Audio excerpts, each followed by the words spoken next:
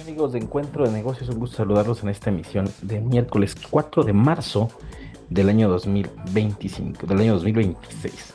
Tenemos hoy bastante información relevante, pues principalmente de lo que está pasando a nivel global. Vamos a hablar sobre la guerra en Irán.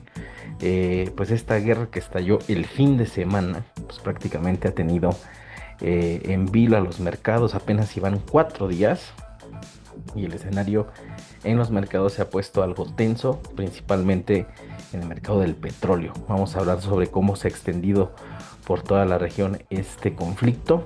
También vamos a hablar sobre cómo las acciones en Asia al inicio de la semana pues cayeron por temor al alza del petróleo precisamente, y revive los temores de la inflación. O sea, a eso que venimos mencionando desde hace varios meses aquí en el programa, de cómo es que pues el petróleo juega un rol fundamental, eso por un lado, y cómo es que pues, la economía apenas si se recuperaba de un escenario sumamente complejo después de la pandemia, después también un escenario inflacionario sumamente elevado por la misma guerra en Ucrania, que tiene ya 4 años, y que poco a poco las economías empezaban a estabilizar un poco su inflación, pero ahora hay un temor de un repunte, y eso podría traer pues un efecto dominó. También vamos a hablar sobre el precio del petróleo como tal, pues como lo venimos hablando. Hay empresas, bueno, las grandes compañías de inversión como Citi, en este caso Citigroup, que revela que la crisis en Irán podría disparar el petróleo hasta $120 por barril, algo similar a lo que se vivió previo a la crisis del 2008, aquel septiembre del 2008, cuando pues, prácticamente varios bancos se declararon en quiebra y la burbuja de los créditos subprime. Pues bueno, de eso vamos a hablar el día de hoy. También nuestra cápsula Mundo Cripto, sobre todo lo relacionado a el criptomercado, que irónicamente está respondiendo a la alza. Entonces, pues de eso hablaremos hoy en Encuentro de Negocios. Vamos a la primera parte aquí en Encuentro de Negocios. Continuamos en Encuentro de Negocios. Vamos a hablar sobre pues la guerra en Irán. Se ha extendido por toda la región después de que el pasado sábado una operación aérea por parte de Estados Unidos e Israel pues bombardeó prácticamente la capital de Irán, Teherán, y eso desató pues un intercambio de misiles por parte de Irán que no ha cesado día y noche la respuesta que ha tenido el país persa hacia quienes lo atacaron, Estados Unidos e Irán, donde Israel pues también forma parte de este protagonismo respecto a cómo ha sido la respuesta por parte de Irán. De inmediato, misiles fueron lanzados por Irán hacia Israel, hacia sus ciudades principales, principalmente Tel Aviv y Jerusalén, y a las bases militares que se tiene en Medio Oriente, en el Golfo Pérsico, en Arabia Saudita, en Qatar, en Kuwait, y a los días siguientes empezaron también a ser atacadas las embajadas de Estados Unidos en la región, sumado al cierre del estrecho de Hormuz, que aquí también lo habíamos platicado y visualizado que un escenario así podía darse.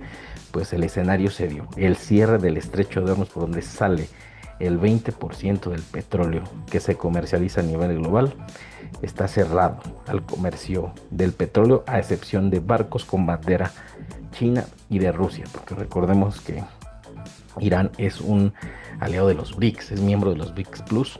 Entonces este intercambio o este bloqueo pues no aplica para estos países que son aliados de Irán. Entonces pues Irán ha seguido disparando sus proyectiles por todo Medio Oriente en respuesta al ataque estadounidense e israelí que fue en conjunto. Las embajadas en Estados Unidos, como en Riyadh, por ejemplo, en Arabia Saudita, fueron atacadas por un par de aviones no tripulados, así lo mencionaba el ministro de Defensa de Arabia Saudita, lo que ha provocado pues la destrucción de la embajada también en algunas bases como Bahrein, esta pequeña monarquía en el Golfo Pérsico. También en diferentes ciudades, como mencionábamos, en diferentes países como Qatar, Kuwait y los Emiratos Árabes Unidos, pues, también han recibido esta oleada de respuesta que ya se veía venir, ¿eh? O sea, este es escenario que habíamos mencionado otras semanas anteriores en otras emisiones, era de que si Estados Unidos iniciaba una guerra en Irán, este escenario se iba a dar, principalmente el cierre del estrecho de Hormuz, que el petróleo pues amplió sus ganancias a medida que Estados Unidos e Israel intensificaron su guerra contra Irán. El Brent del Mar del Norte se cotizaba en $80 por barril toda esta semana, subió 7% el lunes pasado, mientras que el West Texas se acercaba a los $73 por barril el lunes por la mañana. Pero lo más preocupante es el cierre del estrecho de Hormuz, arteria primordial para el comercio global de petróleo, en el que pues literalmente, como lo decíamos, el bloqueo que se tiene en esa parte del mundo abastece de petróleo a Europa y Asia. El mercado asiático seguramente no se verá tan afectado, al menos China no se verá tan afectado, ni Rusia, pero lo que es cierto es que países de Europa sí van a resentir un alza, principalmente en los precios del gas Shell y en los precios del petróleo y los combustibles. Ahora, es aquí donde entra el debate, cómo es que algunos países europeos apoyan esta pues, respuesta militar hacia Irán y al mismo tiempo pues piden que Irán no responda. Es totalmente irónico.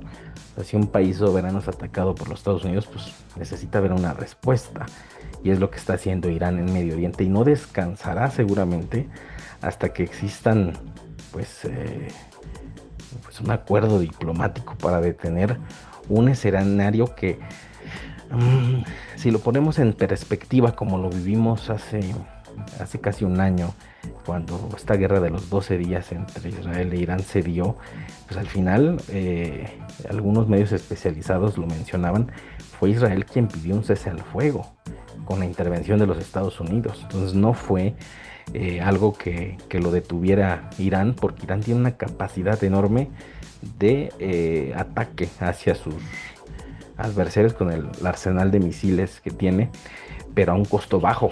Entonces el impacto es mayúsculo para las economías, bueno, principalmente para Israel, que es el país que es blanco de estos bombardeos diarios. Día y noche suenan las sirenas de un ataque con misiles, y los sistemas de defensa, este domo de hierro que prácticamente ya no es un domo de hierro, pues es muy costoso. O sea, los sistemas de defensa de Israel son costosos, el daño en infraestructura es más alto, y eso al final va a traer consecuencias en la cuestión del costo de la guerra. Y eso también, pues lo veremos también como un impacto en los países que quieran ser aliados de este conflicto, que podría extenderse. Esperemos que no, pero podría extenderse, y directamente todavía aún no se ve un impacto fuerte en los precios de los energéticos, pero de darse, pues tendría un efecto también en inflación, que de eso vamos a hablar en la siguiente parte aquí en Encuentro de Negocios. De hecho, vamos a nuestra siguiente parte aquí en Encuentro de Negocios.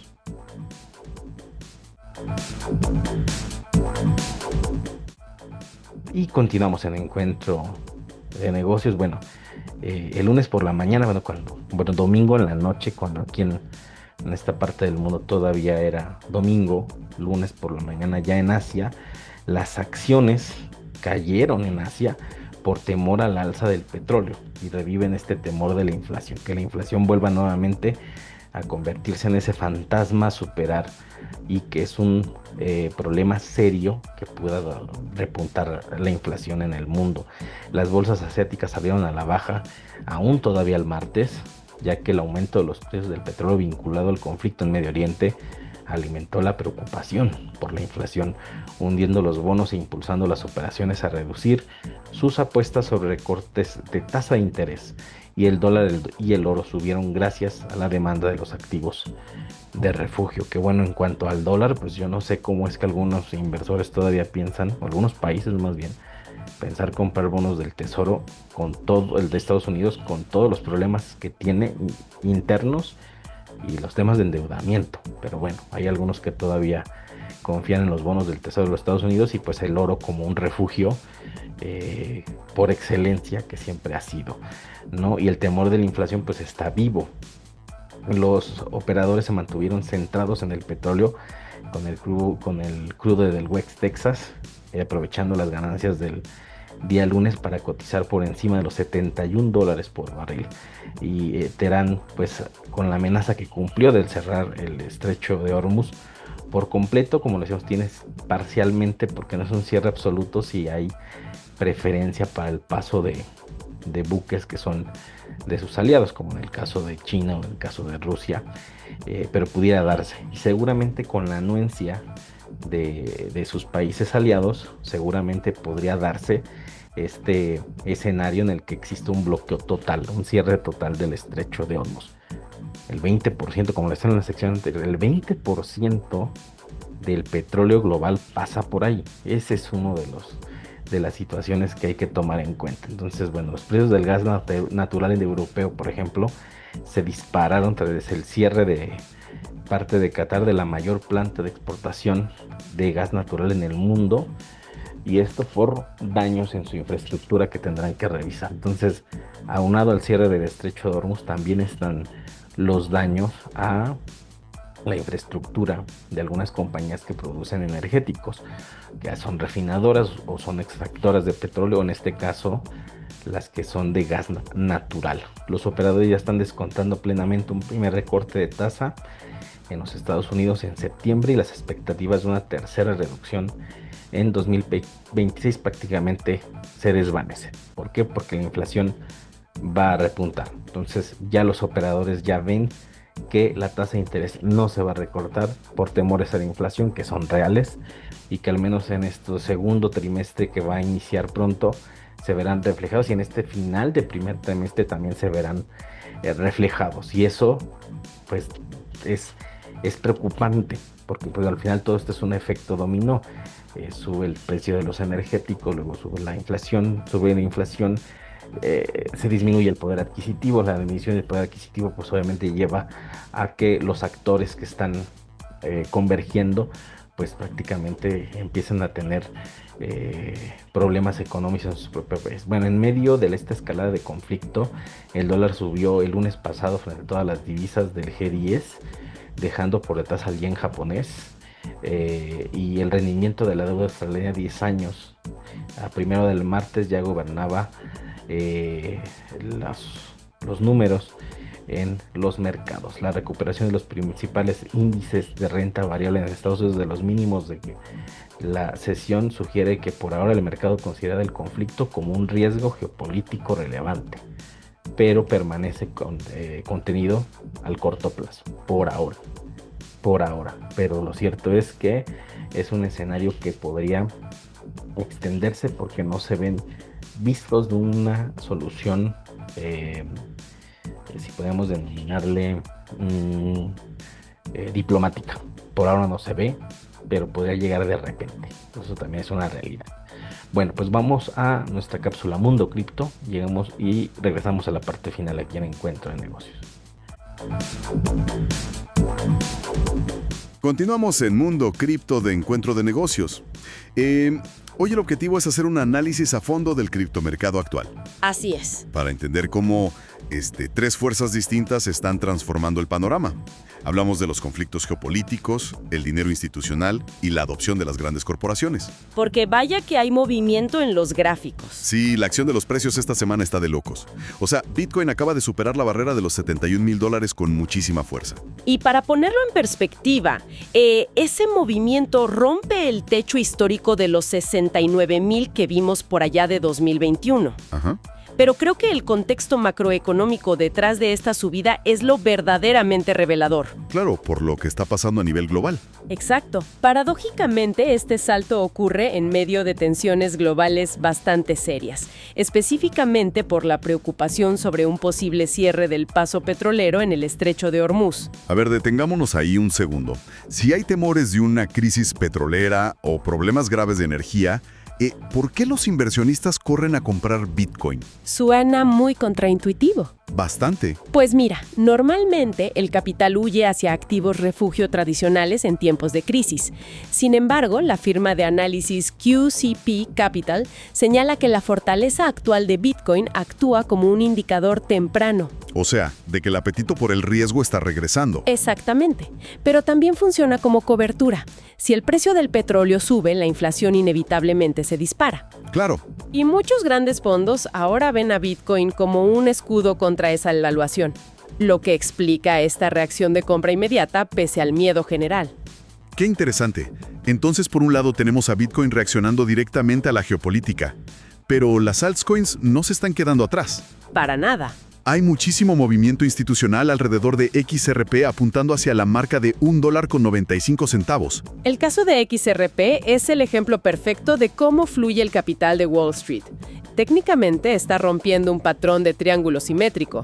Que para quienes no siguen tanto los gráficos, esto significa que el precio se comprime y está a punto de dispararse. Sí, se dispara con fuerza, y los datos fundamentales nos sugieren que ese disparo es al alza.